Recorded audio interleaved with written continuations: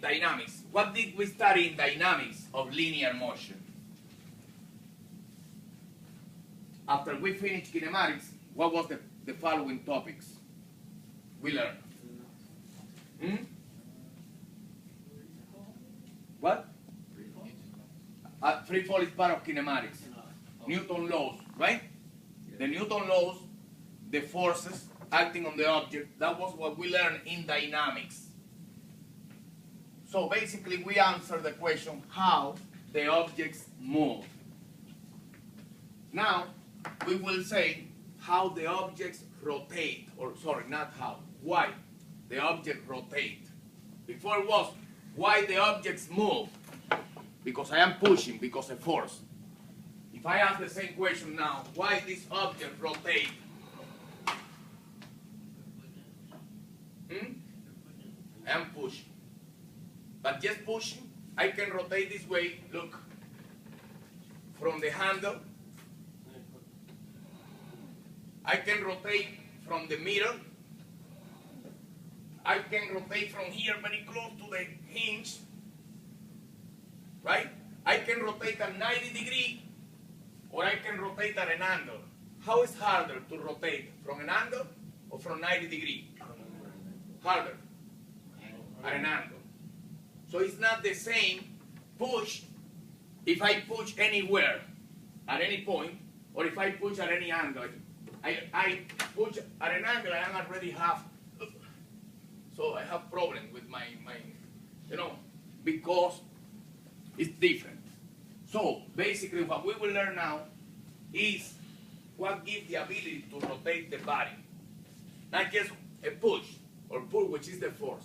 Now there are factors that are related to the ability to rotate the body. So the handle is at 90 degrees for a reason. Right?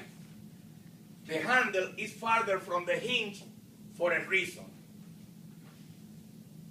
And the rest is how hard and how strong you push or pull. These three factors together give you what we call the ability to rotate a body. And that ability to rotate a body, like we studied before in linear motion, which was force, in rotational motion will be called tau, torque. This is the symbol, another Greek letter. Tau. So tau is a vector. Like the force is a vector, tau will be a vector. This is called torque, which you probably heard before. The torque is based on three factors, as I said. One is the vector product of three things. One, the distance, which I will label r. But this r have a definition. Distance from the axis of rotation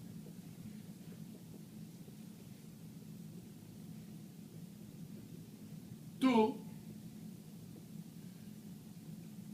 the point of application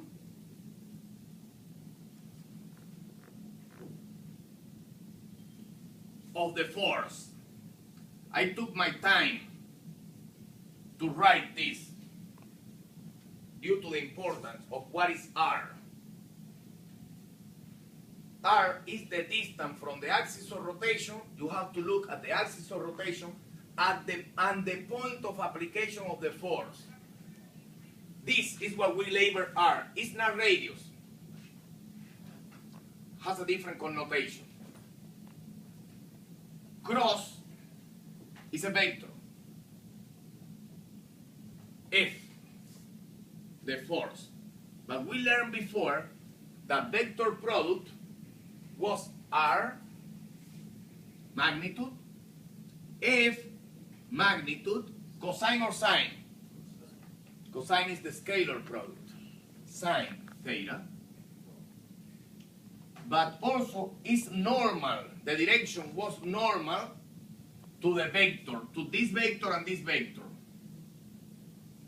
In IJK notation, I said that will be the matrix of I, J, K, the X, we have Rx, Ry, Rz, Fx, Fy, Fz. This is in 3 dimensions and given by IJK notation. But normally, this is the one that we will use.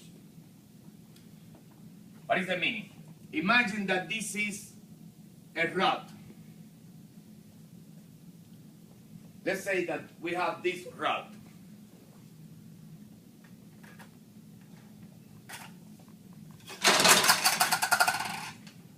And I apply the force at a certain point. Let's say that I apply the force at this point.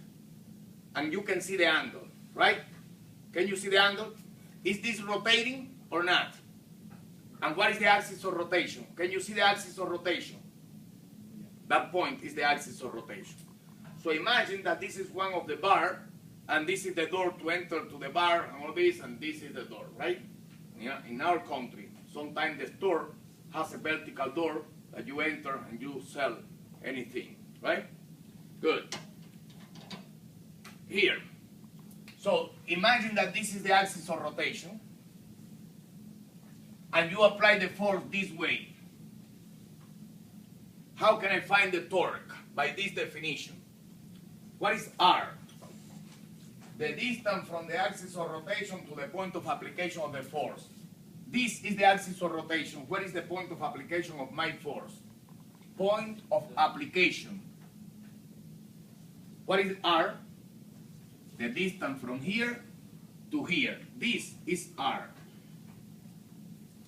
This is F. What will be the angle between them? So if you extend R and you extend F, can you see that this is the angle? So you extend and you put the tail with the tail. Can you see that that is the angle between them? This is what we mean by theta.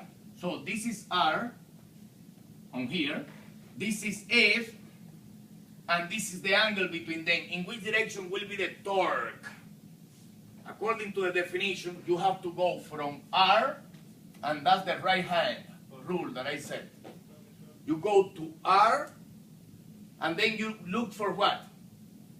For F. So you look for F. In which direction is the torque? This is the torque. Out. I said that all angular measurements, you will have the right-hand rule to find what is the direction. You remember that? So that will be positive by convention. So if by any chance I add another force like this, apply the right-hand rule and find if the torque will be positive or negative. So you will go R,